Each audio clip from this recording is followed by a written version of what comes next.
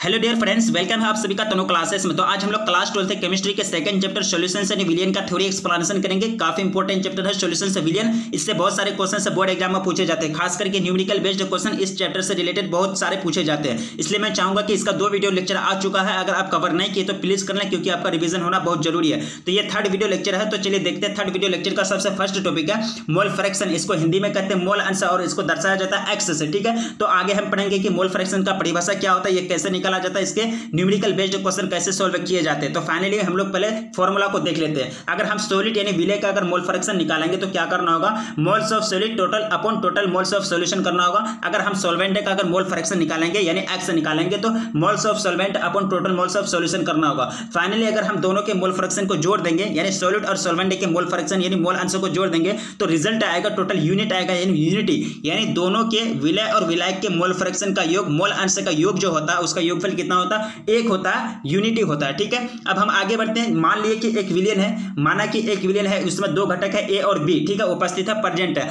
और इसके मोलों की संख्या Na तथा Nb है। मोल की संख्या क्या मान लिए, Na तथा Nb, और मोल अंश यानी मोल फ्रैक्शन Xa तथा Xb है। तो इसको हम कैसे डिराइव करेंगे, तो घटक ए के मोल के अंश जो होगा Xa बराबर हो जाएगा Na upon Na plus Nb। Na क्या है, नंबर ऑफ मोल्स है, किसका नंबर ऑफ मोल्स है भाई, ए घटक का जो है मोल्स है, यानी ए घटक कितने मोल्स में उपस्थित है, सॉल्यूशंस में कितने मोल उपस्थित है उसका नंबर है, उसकी संख्या। ठीक है, उसके बाद अपॉन किया है Na प्लस Nb, क्योंकि फाइनली आपको फॉर्मूला में क्या करा है कि टोटल मोल्स ऑफ सॉल्यूशन। तो टोटल मोल्स ऑफ सॉल्यूशन कैसे निकालेंगे कि total moles of Na total moles of A total moles of B, यानी दोनों के मोल को जोड़ देंगे तो क्या निकल जाएगा, finally total moles of solution निकल जाएगा, क्योंकि अपॉन में क्या है कि टोटल मोल्स ऑफ सॉल्यूशन है। उसके बाद क्या करेंगे, अगर B के मोल अंश निकालेंगे यानी B का मोल फ्रैक्शन निकालेंगे तो B का क्या करेंगे, B का मोल फ्रैक्शन करेंगे ऊपर में, यानी B जो यूनिट है यानी total moles of B unit का करेंगे यानी बी घटक का करेंगे। उसके बाद अपन क्या कर देंगे Na प्लस Nb क्या हो जाएगा, टोटल मोल्स ऑफ सॉल्यूशन,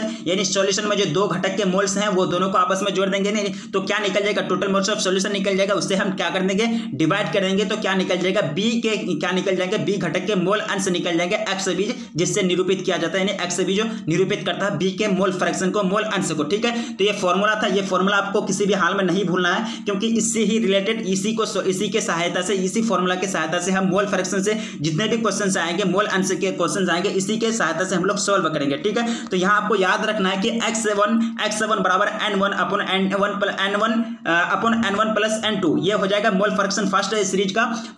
कहने का मतलब ये हो कि पहले घटक का, और दूसरा जो x2 है x2 बराबर हो जाएगा n2 upon n1 plus n2, ये मोल फ्रैक्शन हो जाएगा सेकंड सीरीज का। सेकंड सीरीज का कहने का मतलब ये कि घटक बी का। ठीक है, अगर फाइनली दोनों के मोल फ्रैक्शन को जोड़ देंगे, ऐड कर देंगे तो x1 प्लस x2 बराबर क्या हो जाएगा, 1 हो जाएगा, क्योंकि हम लोग पहले ही पढ़ चुके कि अगर विलय और विलायक के मोल फ्रैक्शन को दोनों को आपस में जोड़ दिया जाए तो उसका यूनिटी जो आता है, रिजल्ट क्या आता है, यूनिटी आता है। चलिए एक एग्जांपल लेते हैं, उदाहरण लेते हैं। उदाहरण के लिए CCl4 है, यानी CCl4 के मोल, CCl4 के 3.47 मोल, बेंजीन के 8.54 मोल में घुले हुए हैं। ठीक है, यानी इतना मोल जो है बेंजीन के 8.54 मोल में घुले हुए हैं, तो CCl4 का मोल अंश क्या होगा ज्ञात कीजिए। मोल अंश आपको निकालने के लिए करा, तो फाइनली हम लोग क्या निकालेंगे, CCl4 का मोल निकालेंगे। तो विलियन में यानी सॉल्यूशन में यानी टोटल मोल्स ऑफ सॉलिड की सॉल्यूशन कितना हो जाएगा, विलियन के कुल मोल की संख्या, दोनों के मोल की संख्या को जोड़ देंगे, CCl4 और बेंजीन के मोल की संख्या को जोड़ देंगे तो क्या निकल जाएगा, विलियन के कुल मोल की संख्या निकल जाएगा 12.01। तो हमको क्या निकालने के लिए कह रहा है कि CCl4 के मोल फ्रैक्शन निकालिए। ठीक है, यानी घुले हुए CCl4 का मोल अंश यानी मोल फ्रैक्शन क्या होगा, तो इसको ऊपर में रखेंगे, इसको ऊपर में कर देंगे, बाकी टोटल कर देंगे, अपन क्या कर देंगे, टोटल कर देंगे, यानी CCl4 का मोल अंश क्या है कि CCl4 के मोल अपन क्या कर देंगे, विलियन के कुल मोल। सिंपल सी बात है, बच्चे वाला खेल है, इसमें क्या करेंगे, इसका क्या है, CCl4 का मोल कितना है 3.47, और टोटल मोल हम लोग कितना निकाले 12.01, तो टोटल कितना निकल जाएगा, CCl का मोल फ्रैक्शन, मोल अंश निकल जाएगा 0.2889 निकल जाएगा। ठीक है, तो इस तरह से हम फॉर्मूला के तहत हम लोग ड्राइव के लिए कैसे मोल फ्रैक्शन निकाला जाता है, कैसे ड्राइव किया जाता है, और मोल फ्रैक्शन निकालने का फॉर्मूला क्या आता है। अब हम आगे पढ़ते हैं। आगे आपको बताया जा रहा है कि मोल प्रतिशत, ये मोल परसेंटेज कैसे निकाला जाता है, परिभाषा इसका देखिए। जब किसी पदार्थ के मोल अंश के मान को 100 से गुना कर दिया जाता है तो उस पदार्थ का मोल प्रतिशत कहलाता है। ठीक है, यहाँ हम लोग क्या निकाले थे, देखिए यहाँ हम लोग फॉर्मूला जो निकाले थे, हम लोग क्या निकाले, CCl4 का मोल अंश बराबर CCl4 के मोल अपॉन मिलियन के कुल मोल। यही अगर हम 100 से गुना कर देंगे, यही टर्म को अगर हम 100 से 100 से गुना कर देंगे तो वो क्या कहलाएगा, मोल प्रतिशत कहलाएगा। ठीक है, सिंपल सी बात है। जो हम लोग मोल फ्रैक्शन का जो फॉर्मूला पढ़े, जो मोल फ्रैक्शन निकालने का जो फॉर्मूला पढ़े यहाँ, तो आगे हम क्या कर देंगे, अगर इसमें इससे अगर 100 से गुना कर देंगे तो वही क्या हो जाएगा, मोल प्रतिशत हो जाएगा। क्या हो जाएगा, मोल परसेंटेज हो जाएगा। तो जब किसी पदार्थ के मोल अंश के मान को 100 से गुना किया जाता है, 100 से गुना किया जाता है, तो उस पदार्थ का मोल प्रतिशत प्राप्त होता है, यानी मोल परसेंटेज फाइनली निकल के रिजल्ट आता है। ठीक है, तो मोल प्रतिशत बराबर हो जाएगा मोल अंश गुना 100। मोल अंश क्या होता है, मोल फ्रैक्शन। मोल फ्रैक्शन निकालने का फॉर्मूला को बैठा देंगे, उसके बाद क्या करेंगे, 100 से गुना कर देंगे तो वो अंश का वो घटक जो है विलियन में, उसका क्या निकल जाएगा, मोल प्रतिशत निकल जाएगा। चूंकि मोल अंश का फॉर्मूला हम लोग पढ़े हैं, पदार्थ के मोल अपन विलियन के कुल मोल, पदार्थ के मोल यानी घटक के मोल, जिस घटक का हम लोग ये निकाल रहे हैं, मोल फ्रैक्शन निकाल रहे हैं, मोल अंश निकाल रहे हैं, तो ये फॉर्मूला होता है। तो ठीक है, तो हम यहाँ ब्रैकेट में आता है, ये भी लिख सकते हैं कि मोल प्रतिशत बराबर पदार्थ के मोल अपन विलियन के कुल मोल गुना 100, क्या कर देंगे, एक तरह से इंटू कर देंगे, 100 से 100 से गुना कर देंगे, क्योंकि मोल अंश का फॉर्मूला ये होता है, ये ब्रैकेट में जो दिया गया है मोल अंश का ये फॉर्मूला होता है। ठीक है, तो उम्मीद करता हूं आपको समझ में आ गया होगा कि मोल प्रतिशत कैसे निकाला जाता है और मोल फ्रैक्शन कैसे निकाला जाता है। ठीक है, आगे हम पढ़ेंगे द्रव्यमान प्रतिशत, जिसको W/W परसेंटेज, या फिर और पढ़ेंगे आयतन प्रतिशत, V/V परसेंटेज, द्रव्यमान आयतन प्रतिशत W/V परसेंटेज, ये कैसे निकाला जाता है, इसकी परिभाषा क्या क्या है, हम लोग पूरी तरह से एक लोग डिराइव करेंगे। ठीक है, अगर आप इस चैप्टर को कवर कर लिए, ठीक है, तो अगर आप इस चैप्टर को कवर कर लिए तो आपका रिवीजन होना बहुत जरूरी है, इसलिए आप लोग वीडियो को कंटिन्यू देखते रहिए। तो चलिए देखते हैं आगे हमको निकालना है द्रव्यमान प्रतिशत की परिभाषा कैसे दी जाती है। देखिए हम लोग यहाँ क्या पढ़े, द्रव्यमान प्रतिशत कैसे निकाला जाता है, W/W या इसका यूनिट है। ठीक है, W/W परसेंटेज इसका यूनिट है। तो 100 ग्राम विलियन में, यानी सॉल्यूशन में किसी विलय यानी सॉलिड की घुली हुई मात्रा ग्राम में क्या कहलाएगी, ग्राम में मात्रा को क्या करेंगे, द्रव्यमान प्रतिशत कहलाएंगे।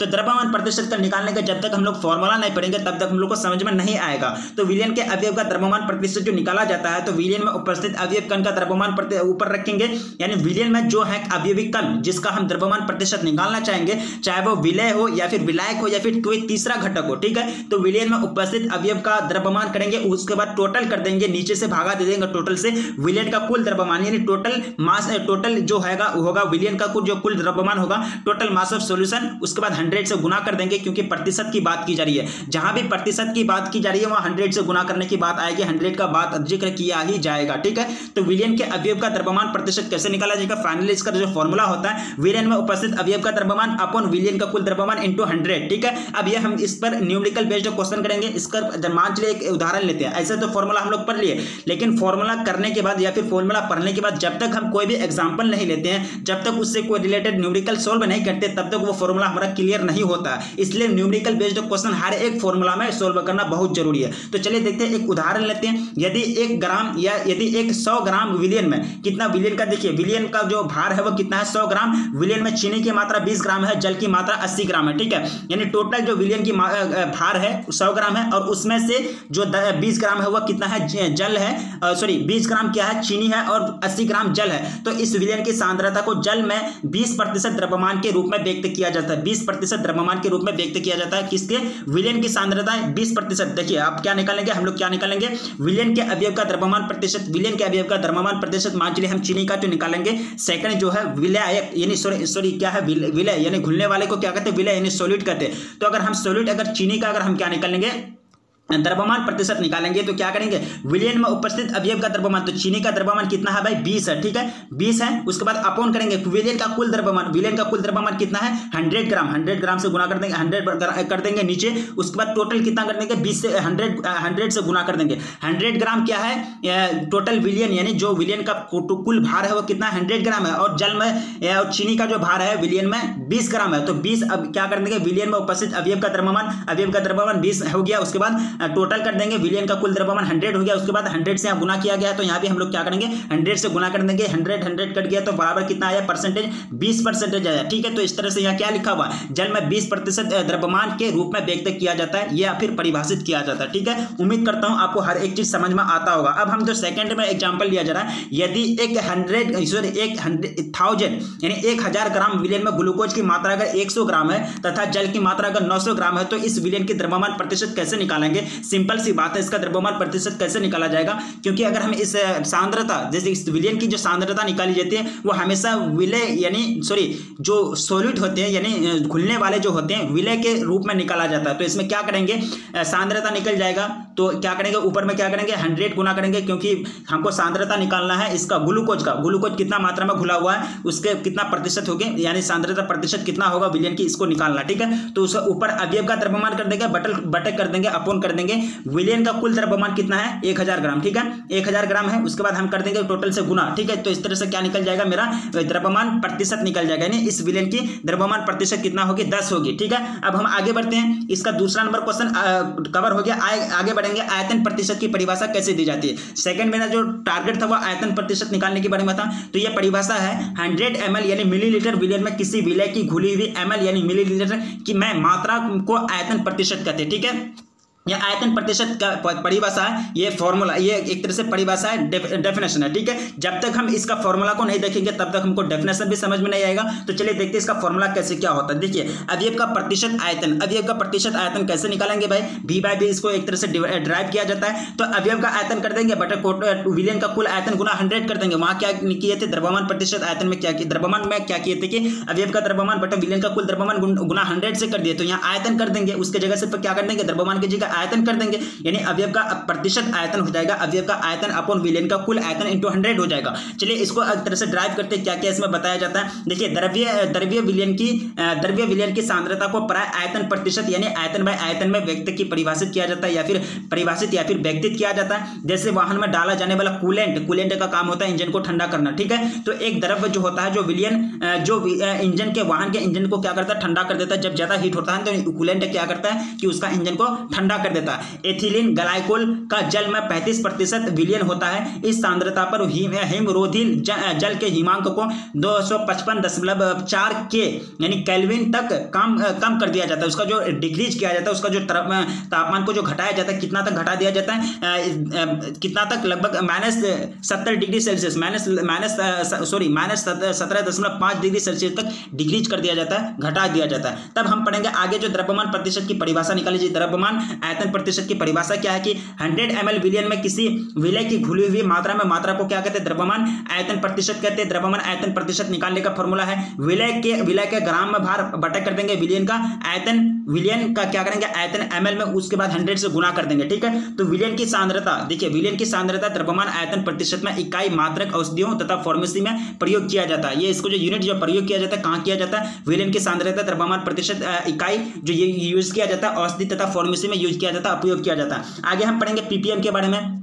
पीपीएम कैसे निकाला जाता है, देखिए इसका जो फुल फॉर्म होता है पार्ट्स पर मिलियन, यानी पीपीएम का टोटल नाम क्या होता है, फुल फॉर्म क्या होता है, पार्ट्स पर मिलियन। इसकी परिभाषा कैसे दी जाती है, चलिए इसकी परिभाषा क्या होती है, यानी 10⁻⁶ ग्राम विलियन में किसी विलय की घुली हुई ग्राम में मात्रा को क्या कहते हैं, पीपीएम कहते हैं, पार्ट्स पर मिलियन कहते हैं। ठीक है, सिंपल सी बात है, 10⁻⁶ ग्राम विलियन में किसी विलय की यानी सॉलिड की घुली हुई मात्रा, ग्राम में घुली हुई मात्रा जो होगी उसी को क्या कहेंगे, पीपीएम कहेंगे, पार्ट्स पर मिलियन कहेंगे। या फिर अन्य तरह से यह भी परिभाषा दिया जा सकता है कि किसी विलय पदार्थ के भार भागों की वह संख्या जो विलियन के 10 लाख भार भागों में उपस्थित हो उसे क्या कहेंगे, पीपीएम कहेंगे, या फिर पार्ट्स प्रति मिलियन कहा जाता है। चलिए पीपीएम निकालता कैसे है, देखिए पार्ट्स पर मिलियन हम पीपीएम निकालने का सिंपल सी फॉर्मूला है, हम लोग वहां 100 से गुना करते थे लेकिन यहाँ 10⁻⁶ से गुना कर देंगे तो पीपीएम में निकल जाएगा। यानी पार्ट्स पर मिलियन यानी पार्ट्स पर मिलियन, पार्ट्स प्रति मिलियन, अवयव के भागों की संख्या बटा कर देंगे विलियन में उपस्थित सभी अवयवों के कुल भागों की संख्या गुना कर देंगे 10⁻⁶ से, तो पीपीएम निकल जाएगा। फाइनली मेरा रिजल्ट है। तो चलिए इससे बेस्ड हम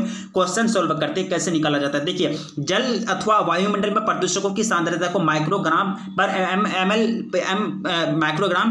पर लीटर अथवा पीपीएम में व्यक्त किया जाता है। ठीक है, तो पीपीएम सांद्रता विधि तब उपयोग की जाती है जब विलयन में विलय की मात्रा बहुत कम होता है, यानी बहुत कम मात्रा में उपस्थित रहता है। पीपीएम हर स्टेप में हर चरण में यूज नहीं किया जाएगा। कंडीशन है इसका कि विलयन में जब विलय की मात्रा बहुत कम होगी, उपस्थित रहेगी, तब इसका यूज किया जाएगा पीपीएम का। ठीक है, तो इसमें होता है कि अर्थात जब विलयन में किसी पदार्थ की मात्रा कम घुली हुई रहती है, घुलने वाले को क्या कहते हैं, विलय कहते हैं, सॉलिड कहते हैं।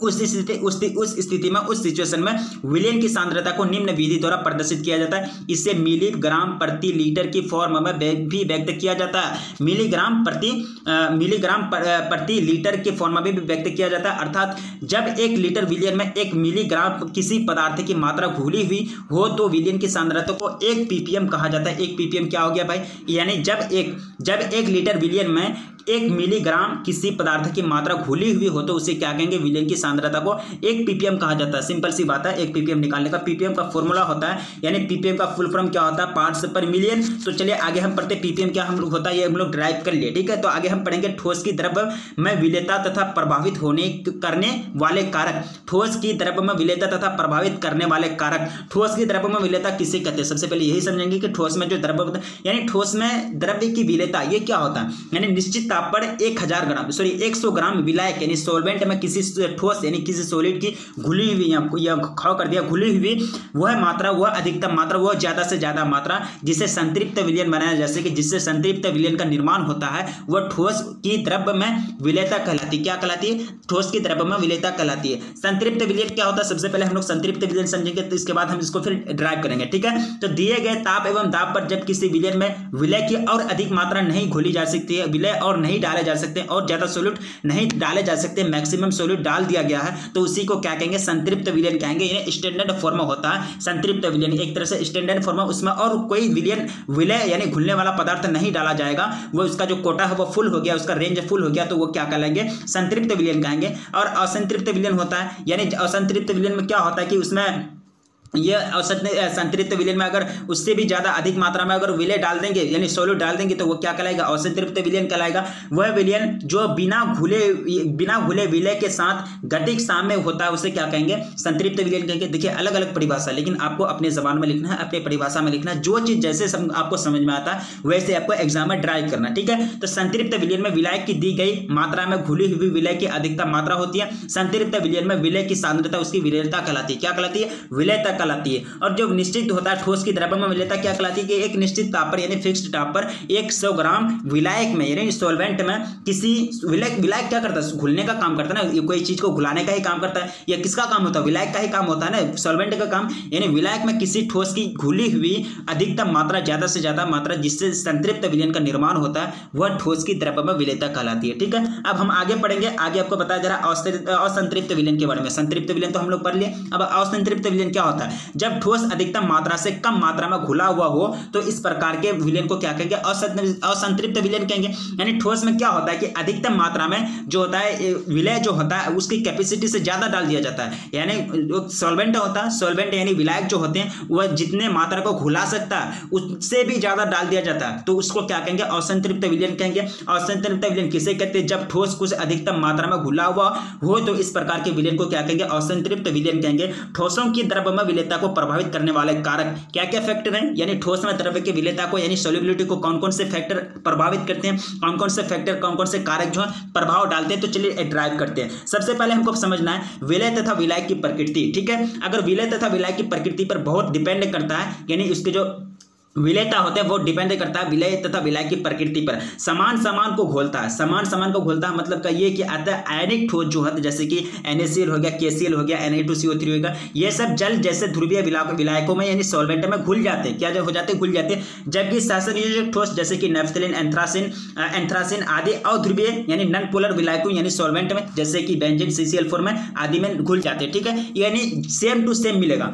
यानी सेम अगर सेम मिलेगा तो वो क्या होंगे, नेफ्थलीन जो है यानी यानी अध्रुवीय ठोस जैसे कि शासनयोजक ठोस जैसे कि नैफ्थलीन, एंथ्रासिन आदि अध्रुवीय ठोस विलायकों जैसे कि बेंजीन तथा CCl में आदि में घुल जाते हैं, जबकि NaCl को अगर इसमें बेंजीन में घुलाएंगे तो नहीं घुलेगा, क्योंकि सेम मिलना है, समान होना बहुत जरूरी है, तभी मिलेगा, तभी एक दूसरे में घुल मिल सकेगा। ठीक है, क्योंकि विलय तथा विलायक की प्रकृति जो है वह सेम है। अब हम आगे पढ़ेंगे ताप भी बहुत एक तरह से फैक्टर है, बहुत बड़ा प्रभाव है, पर यह कारक है जो विलयता पर इफेक्ट डालता है, प्रभाव डालता है। वे ठोस जिनके जल में घोलने के पर उष्मा, देखिए वह ठोस जिनके जल में घोलने पर उष्मा बाहर निकलती है उनकी विलयता ताप बढ़ाने से कम हो जाती है, जैसे CaO Na2CO3। ठीक है, जैसे कि वे ठोस पदार्थ जिन्हें जल में घोलने पर उष्मा अवशोषित होती है उनकी विलयता ताप बढ़ाने से अधिक हो जाती है, जैसे कि NaCl, KCl, NH4Cl ये सब है। ठीक है, उसके बाद जो दूसरा कारक है दाब यानी प्रेशर, ये क्या होता है कि ठोस तथा द्रव्यमय संपीड़ितता की गुण बहुत कम होती है, अतः ठोस की द्रव्यमय विलयता पर दाब का कोई प्रभाव नहीं पड़ता, कोई इफेक्ट नहीं पड़ता, क्योंकि ठोस जो है संपीड़ितता गुण जो होता है उसकी कंप्रेसिबिलिटी जो होती है उसको कम दबाया जा सकता है, जिसके कारण उस पर कोई प्रभाव नहीं पड़ता, इफेक्ट नहीं पड़ता। आगे हम पढ़ेंगे विलीनीकरण, यानी जो प्रभाव डाल सकते हैं, क्या विलय तथा विलय की प्रकृति, ताप, दाब, ये किस पर प्रभाव डाल सकते हैं, ये एक तरह से ठोसों में विलयता को प्रभावित कर सकते हैं, सोल्युबिलिटी को प्रभावित कर सकते हैं, असर डाल सकते हैं। आगे हम पढ़ेंगे विलीनीकरण किसको कहते हैं। ठीक है, विलीनीकरण क्या होता है कि जब एक ठोस विलय को द्रवीय विलायक में डाला जाता है तो यह उसमें घुलने लगता है, यह प्रक्रिया क्या कहलाता है, विलीनीकरण यानी घुलना। सिंपल सी बात है, विलीनीकरण का मतलब क्या होता है, घुलना। ठीक है, तो दूसरे शब्दों में हम यह भी कह सकते हैं कि किसी ठोस विलय की एक द्रव विलायक में घुलने की जो प्रक्रिया होती है उसी को क्या कहेंगे, जो प्रोसेस होती है उसी को क्या कहेंगे, विलीनीकरण कहेंगे, यानी घुलना कहेंगे।